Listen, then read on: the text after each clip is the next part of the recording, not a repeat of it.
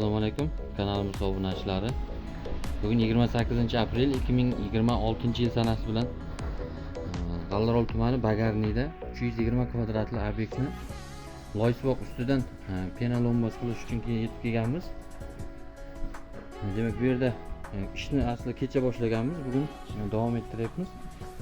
Demak, loysuvoq bo'lgan. Yuqori suv olgan ekan. 7 cm qalinlikda penalombas quyib beryapmiz.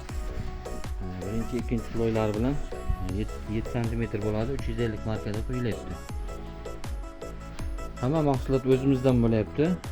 Tok, bundan tashqari lesalar hammasi o'zimizdan bo'lyapti. Tok kuchlanish kam ekan, o'zimizda demak generator bilan kelganmiz.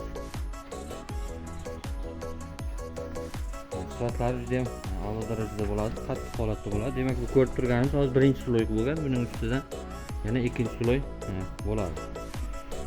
Yorilmaydi, erimaydi, uvalanmaydi. Sifatlariga garantiya beramiz. Juda ham uzoq yil sifatli holatda xizmat qiladi. To'liq tugatilgan holatida ham videolarni qo'yamiz. Video davomida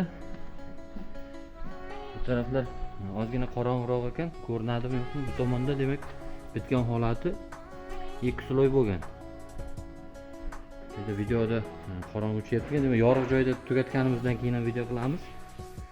Bizning manzilimiz Jizzax viloyati G'allarol tumani Ko'kkumbazda joylashgan. Telefon nomerlarimiz 93 613 81 54.